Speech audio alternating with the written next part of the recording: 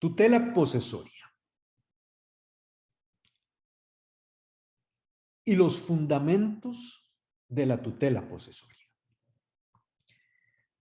A nadie va a extrañar que la ley proteja los poderes jurídicos que la misma ley concede.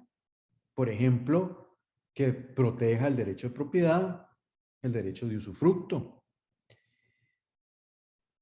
Respecto a estos, se puede estimar justa y convenientemente su concesión de protección. La lógica impone la protección de eso que se ha concedido, de ese derecho que se tiene. Por supuesto que sí ha preocupado al derecho, a la ciencia jurídica en general, la razón de que la ley protege a la posesión, en cuanto a que este debe ser un poder no tanto concedido por el ordenamiento jurídico, sino conseguido de hecho sobre las cosas.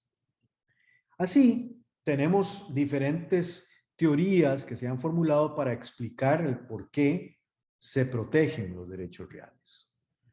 Por un lado, tenemos que la protección se apoya en una necesidad de mantener la paz social, de evitar la violencia, de evitar el despojo injustificado. De manera que, aún asistiéndole la razón, por ejemplo, no debería ser que la gente se tome la justicia por su mano y obtenga por su propia autoridad la posesión de lo que le pertenece, incluso pudiendo dañar a otras personas.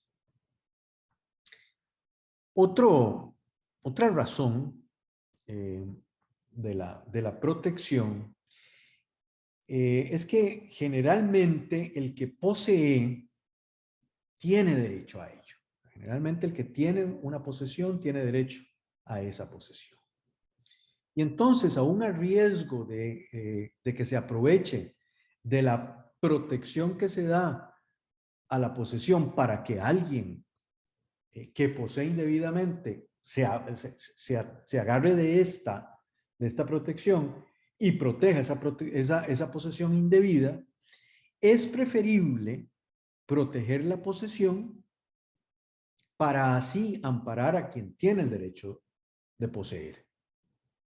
Y para que en todo caso, si son despojados de lo que poseían, les sea más fácil recuperarlo. Por supuesto, probando que lo poseían. Y en algunos casos debiendo incluso probar su derecho de poseer, aunque no sea siempre así. Yo creo que tenemos claridad, y así lo ha dicho también algunos autores de derecho civil, que la teoría de la paz social es completamente cierta. La idea central con la protección de los derechos reales, con la protección de la posesión en general, es precisamente que se dé esa paz social. La protección de la posesión es entonces una protección frente a los ataques que la posesión sufra. No mediante una reclamación justificada ante los tribunales, no mediante juicios que se hayan establecido, sino mediante actos en los cuales se perturba o que a propia mano se está haciendo un ataque a la posesión. De ahí que estemos hablando de la posesión, de manera que un propietario que es poseedor, por ser propietario, puede defender su posesión. Pero también un poseedor, en las diferentes clases de posesión que tenga, también podrá defender esa posesión. Existen unos procesos que son conocidos como interdictos posesorios. En Costa Rica están los procesos sumarios de protección de la posesión y los interdictos posesorios. que en algunas otras latitudes se conocen únicamente como interdictos posesorios. Entre otros, la protección de la posesión propiamente dicha se da principalmente por estas acciones interdictales y procesos sumarios.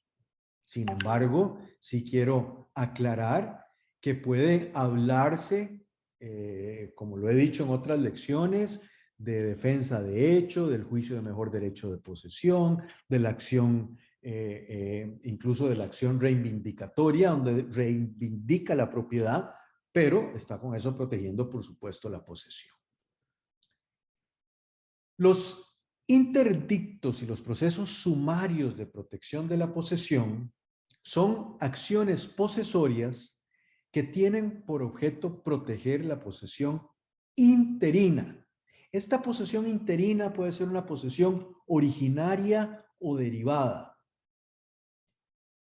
pero es una posesión que se tiene en ese momento y se puede proteger el bien inmueble, entiéndase la propiedad o la posesión de ese inmueble, así como los derechos reales constituidos sobre esos mismos inmuebles.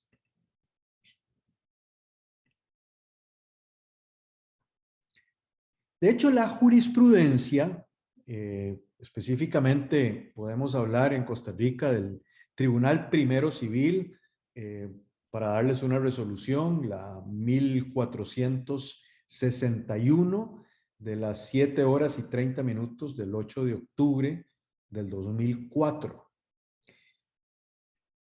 En lo que interesa, esta resolución dice: todos esos juicios concebidos para reclamar urgentes medidas que los termine al interesarse inmediatamente el orden público, la seguridad amenazada de personas o cosas y otros derechos privados, porque de no atenderse sin dilación es factible perderlos. Este es el concepto, el fundamento de la razón de la protección posesoria. O sea que su objeto es proteger la posesión interina de los inmuebles, es decir, no se trata de juzgar sobre la posesión definitiva, no necesariamente la propiedad, ni tampoco de resolver sobre la calidad de posesión para decidir quién tiene un mejor derecho de posesión. Lo que se va a proteger es esa posesión interina, a quien tenga esa posesión en ese momento.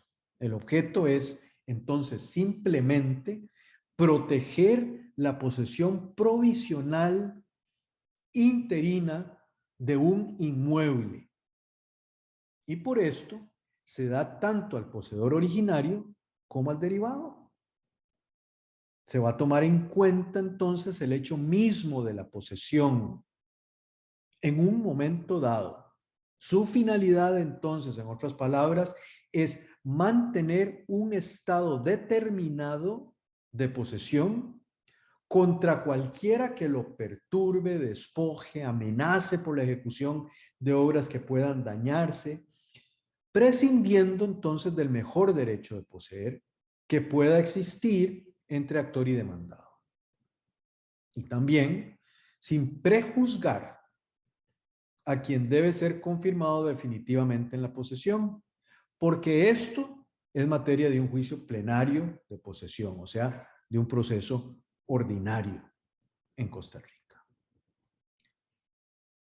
El interesado tiene la posibilidad general de defender su posesión contra cualquier ataque o despojo. Sin embargo, debemos decir que parte de la doctrina, escogiendo precedentes históricos, habla de lo que se conoce como el interdicto de recobrar, para referirse a la reclamación tendiente a recuperar la posesión de que se nos despojó, y de interdicto de retener para referirse a la reclamación tendiente a ser cesar aquellos actos que sin privar de la posesión la perturban. O sea, que a nivel doctrinario podríamos hablar de interdictos de recobrar e interdictos de retener. En cualquier caso, el poseedor puede durante el plazo de un año en la mayoría de las legislaciones y solo 3 meses en Costa Rica en los casos de los interdictos posesorios de amparo de posesión, restitución y reposición de linderos. En ese plazo, a partir del despojo o de la inquietación, se podrá entonces acudir a los tribunales y, repito, basándose en el solo hecho de ser poseedor, aún sin determinar si le corresponde o no el derecho de poseer, y promover el procedimiento judicial. Interdicto posesorio, sumario de suspensión de obra, sumario de derribo, etc. Tendiente entonces a que se devuelva la posesión o que cese esa inquietación que se está dando, esa perturbación que se está dando. En Costa Rica, estos son procesos sumarios de acuerdo con lo que establece el Código Procesal Civil, artículos 103 y siguientes, 106, 107, 108. Y proceden solo respecto de bienes inmuebles. De ninguna manera van a afectar las cuestiones de propiedad o de posesión definitiva. Como lo he dicho, en Costa Rica tienen un plazo de caducidad de 3 meses en los casos de interdictos posesorios, que es el amparo de posesión, restitución y reposición de linderos, o reposición de mojones, se le conoce también. Por lo que no puede ser establecido un interdicto si han transcurrido 3 meses desde el comienzo de los hechos y obras contra las cuales se reclama. Pero debemos puntualizar que se exceptúan de este plazo el sumario de suspensión de obra nueva y el sumario de derribo. En este sentido, puede estudiarse el Código Procesal Civil. La demanda sumaria debe contener las formalidades establecidas en el artículo 103 del Código Procesal Civil en relación con el 35 y concordantes del Código Procesal Civil y en general pues, con lo que establece dicho código y con lo que en general debemos pensar a nivel internacional que debe establecerse la demanda de acuerdo con las formalidades establecidas en la legislación correspondiente. El emplazamiento en Costa Rica es de 5 días, en el cual se harán las prevenciones que sean pertinentes. Es importante también indicar que la legitimación tanto activa como pasiva va a depender del tipo de proceso de que se trate. Cualquiera de estos que he mencionado, así va a depender la legitimación activa o pasiva. Sí podemos decir que es lo usual, pero no únicamente, que la legitimación activa la tenga cualquier poseedor perturbado o despojado. Así, entonces, pueden ser usados por el poseedor inmediato, como es el arrendatario, el depositario, el comodatario, el usufructuario, o por el mediato, como el arrendante, el depositante, por el que está en concepto de dueño o por el que está en concepto distinto del dueño, incluso por el de mala fe, e incluso por el poseedor que lo es por haber despojado a otro de la posesión.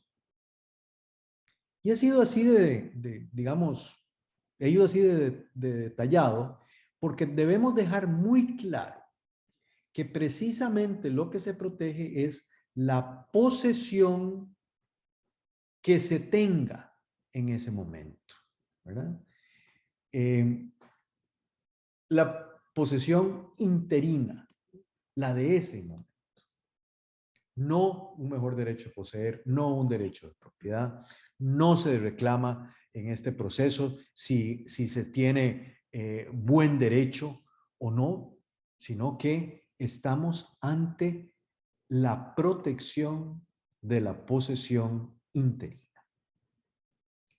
En cuanto a la legitimación pasiva, este tipo de procesos se van a dirigir contra cualquiera que haya ejecutado o por orden del que se haya ejecutado, aunque sea materialmente por otro, la perturbación o el despojo.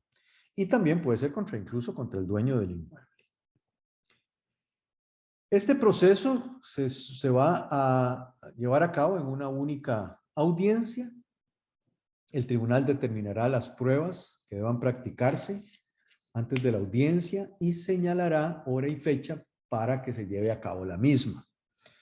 Esta se debe llevar a cabo a la mayor brevedad posible y en la audiencia, y dependiendo del tipo de sumario de que se trate, se cumplirán con todas las actividades indicadas en el Código Procesal Civil para las audiencias.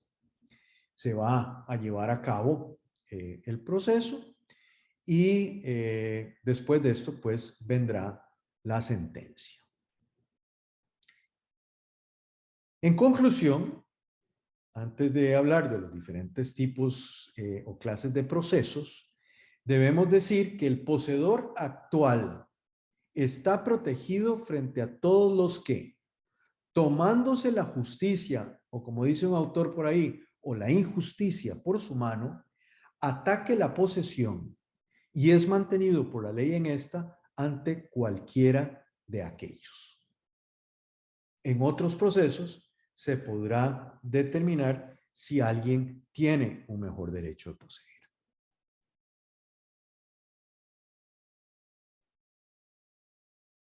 ¿Qué clases de procesos de protección de la posesión, procesos sumarios e interdictales existen? Los procesos sumarios se van a clasificar en interdictos posesorios, en sumario de suspensión de obra y sumario de derribo. En doctrina se habla de los interdictos de amparo de posesión, de suspensión de obra nueva, de obra ruinosa, de adquirir, de restitución, reposición de mojones, derribo. Veamos algunos de ellos. Interdicto de amparo de posesión. Mediante este interdicto, el poseedor de bienes inmuebles o de derechos reales de servidumbre, usufructo, uso o habitación puede hacer que cesen las perturbaciones que se han dirigido contra su posesión. Aquí sí debo indicar que se considera en general que la posesión viciosa no debería conferir ese derecho si el inquietante es perjudicado por el poseedor real, a no ser que éste haya adquirido el derecho de poseer. Entonces tengamos claro que aunque haya una posesión de mala fe, si por algún motivo se ha adquirido el derecho de poseer, y habría que discutir si se adquiere o no, entonces ya ahí no tiene importancia. Pero si no, la posesión viciosa no debería, o sea, por ejemplo la de mala fe, no debería poder ejercerse si quien está inquietando es el verdadero poseedor. Para ser amparado, basta con que los actos ejecutados inquieten al reclamante en la pacífica tenencia de la cosa. Esto significa entonces que no necesita que se haya causado o se esté causando daño o perjuicio inmediato. Asimismo, este tipo de interdicto procede cuando el poseedor es perturbado con actos que perjudiquen el libre goce del bien o que manifiesten la intención de despojarlo. En este sentido, en Costa Rica debemos revisar los artículos 309 del Código Civil costarricense en relación con el 106.2 del actual Código Procesal Civil. Por lo general, para que haya perturbación, se debe demostrar que los actos tienen esa doble característica. Inquietan o intentan el despojo. Pero debemos decir que en la práctica es común la confusión, ya que muchas veces se reclama como amparo de posesión hechos que deben ser debatidos en procesos declarativos o en procesos por daños y perjuicios. Y es que la distinción puede resultar un poco difícil, pero debe hacerse para evitar acudir a un interdicto que luego será denegado y con el peligro de ser condenado al pago de las costas. Como un parámetro podríamos informar que los actos perturbatorios que se presentan son aquellos que afectan exclusivamente la posesión del inmueble. De esta manera, se excluyen los actos que, si bien afectan la intimidad del poseedor, por ejemplo, hechos tales como tirar basura en el techo o en las áreas verdes, realizar trabajos que produzcan exceso de humedad, ruido, suciedad, excavaciones que dejan a la vista vigas de una pared o muro, entre otros ejemplos que se puedan incluir dentro de la jurisprudencia. Sí debemos decir que su actividad comercial u ocasional, molestias en general, no tienden al despojo. Hay un autor que recomiendo que se revise para estos efectos, es el doctor Gerardo Parajeles Vindas, en su curso, en su libro Curso de Derecho Procesal Civil de Investigaciones Jurídicas en San José, Costa Rica.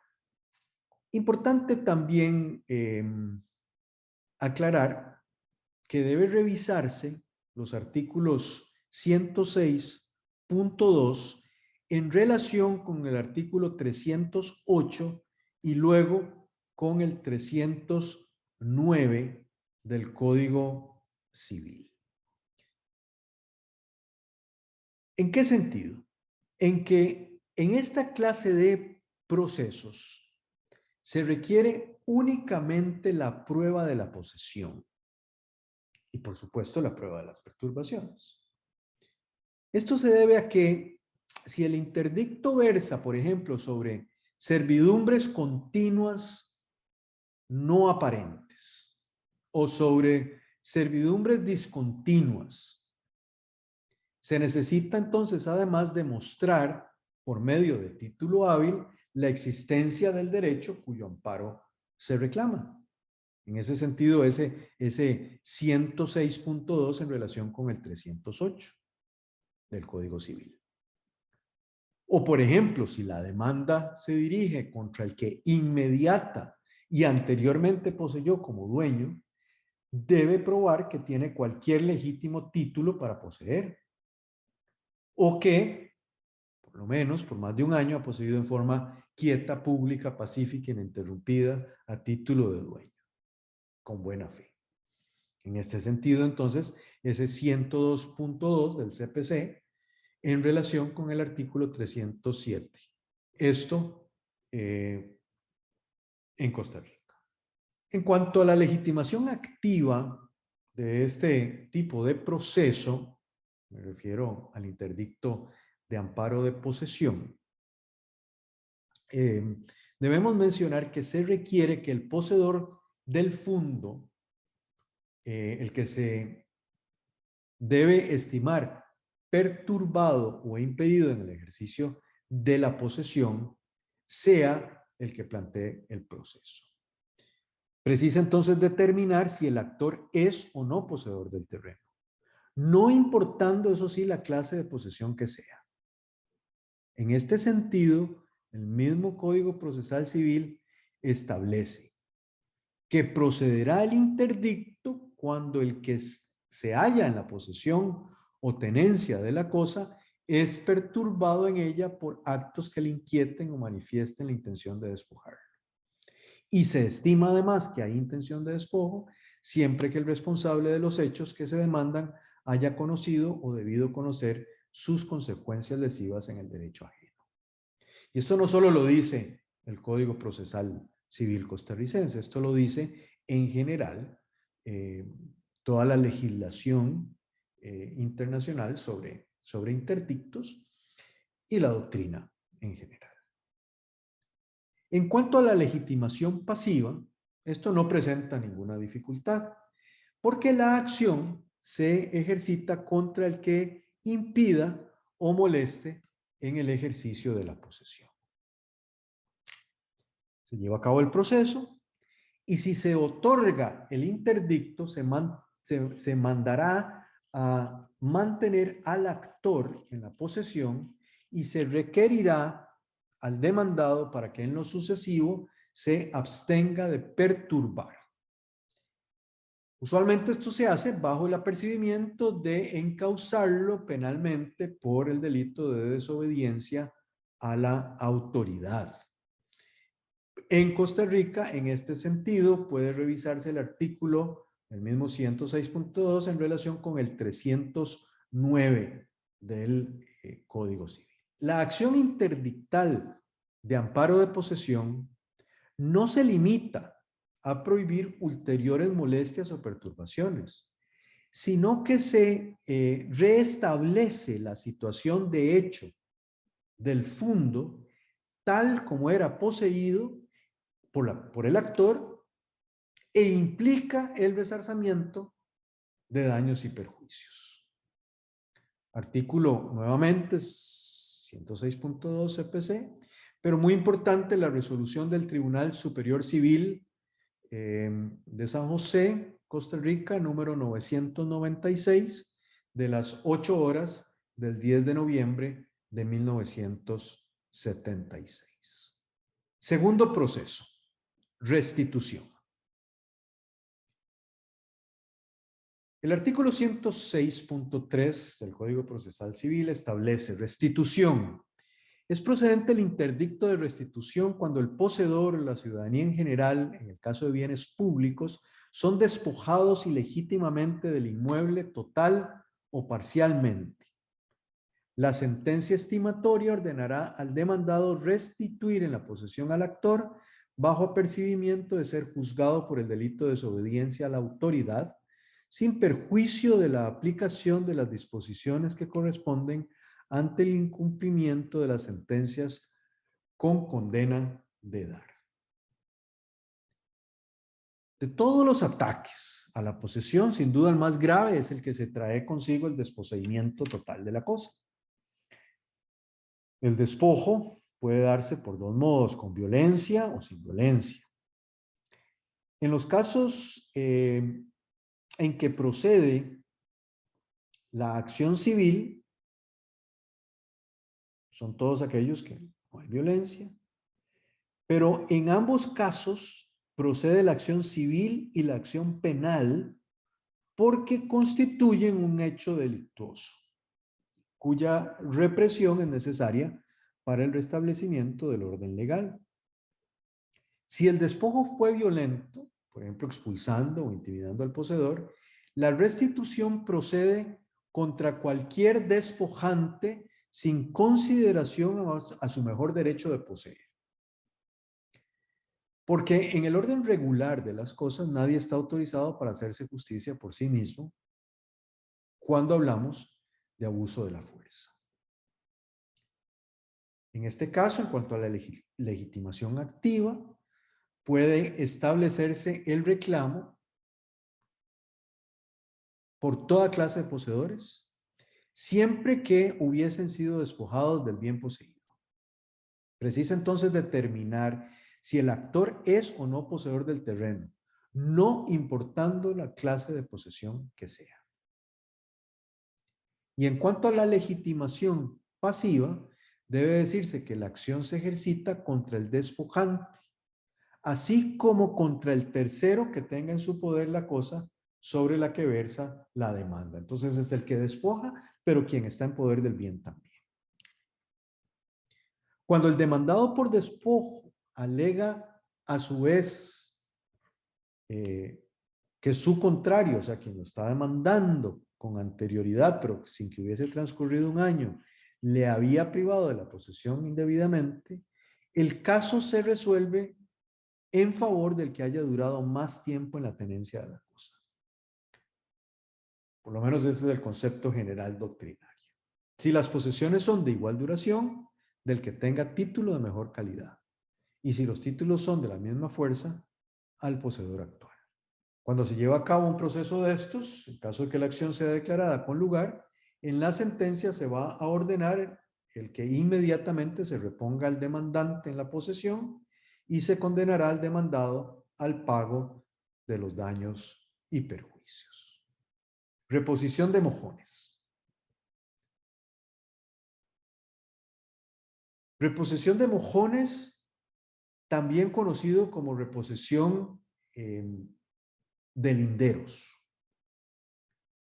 Este interdicto tiene lugar cuando haya habido alteración de los límites entre inmuebles, cuando se hayan arrancado los mojones o las señales, las cercas, cuando se hayan puesto en su lugar, en un lugar distinto al que tenían, o se haya hecho una nueva cerca en un lugar distinto y se haya colocado en forma diferente.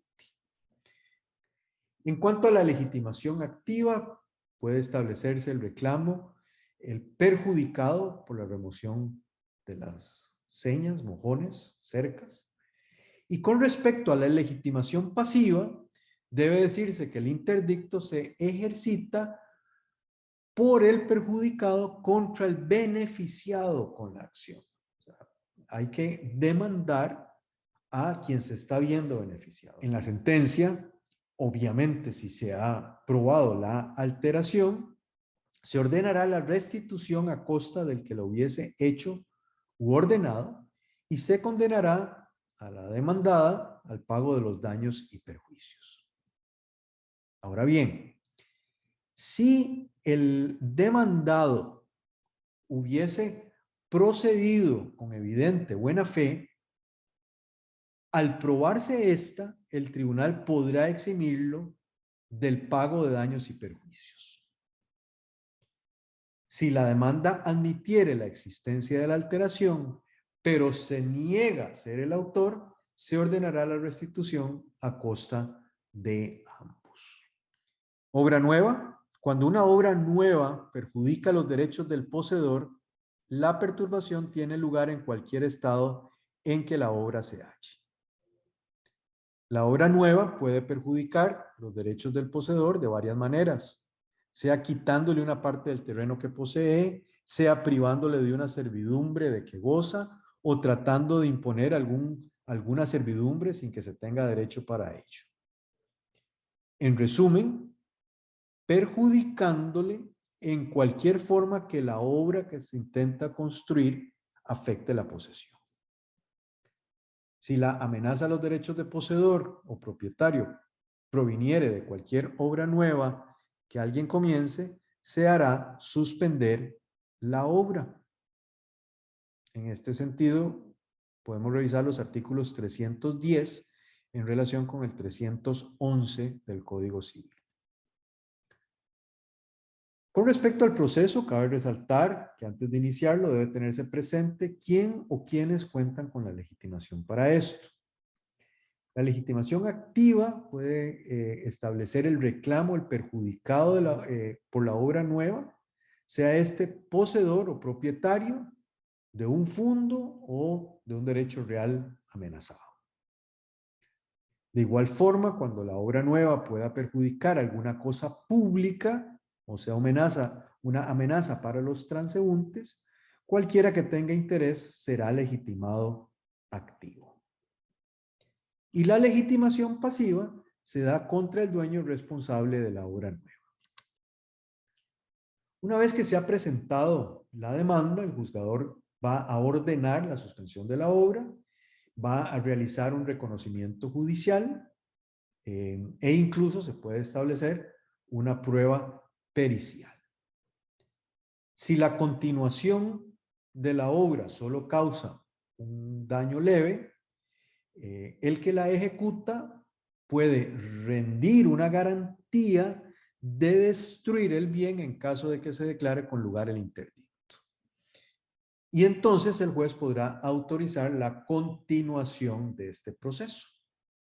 Asimismo, puede autorizar las obras necesarias para la conservación de lo construido. En la sentencia, lo que se va a ordenar es la suspensión definitiva o no de la obra. Si hay una suspensión definitiva de la obra, debemos tomar en cuenta que debe haber una ejecución de esa orden de inmediato, aun cuando el fallo sea apelado.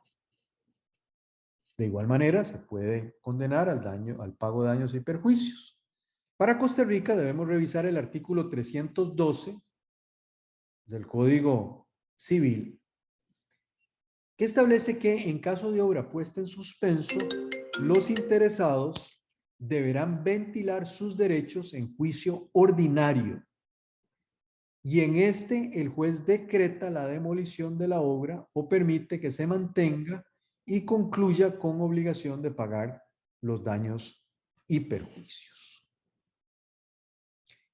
Aquí a mí me gustaría resaltar lo que hemos visto en otras lecciones sobre la accesión invertida. Con base en este artículo 312, en caso de relacionarlo con el 325 del Código Civil y ambos con el 505 de ese mismo cuerpo normativo, me refiero al Código Civil costarricense, estaríamos en presencia de la posibilidad de establecimiento de la accesión invertida. Para que quede claro, pues los invito a ver las lecciones sobre accesión que explican un poco más este proceso. Finalmente tenemos el derribo. Procede cuando el mal estado de un edificio, construcción, árbol, etcétera, constituyan una amenaza para los derechos del poseedor o para los transeúntes o pueda perjudicar alguna cosa pública. Aquí el presupuesto indispensable es el estado ruinoso de la construcción o el mal estado de un árbol. O sea, que haya una situación de riesgo o el objeto del interdicto debe consistir en el establecer medidas de seguridad, según sea el caso, para eventualmente llegar a una orden de derribo. Manuel Albaladejo, muy conocido autor español, establece que lo que se pretende es conseguir la adopción de medidas urgentes de precaución a fin de evitar los riesgos que pueda ofrecer el mal estado de algún edificio, de un árbol, de una columna o cualquier objeto análogo, cuya caída pueda causar daño a las personas o a las cosas y eventualmente conseguir la demolición total o parcial de esa obra ruinosa. Aquí también debemos hablar de la legitimación activa y la legitimación pasiva. En cuanto a la legitimación activa, puede establecerse el reclamo cualquiera que tenga interés. Se concede no solo a poseedores de cosas o derechos que afecte o pueda afectar la ruina, sino a interesados no poseedores. Por su parte, la legitimación pasiva corresponde al ejercicio contra el dueño responsable de la construcción, el edificio, el árbol, la columna, el objeto ruinoso.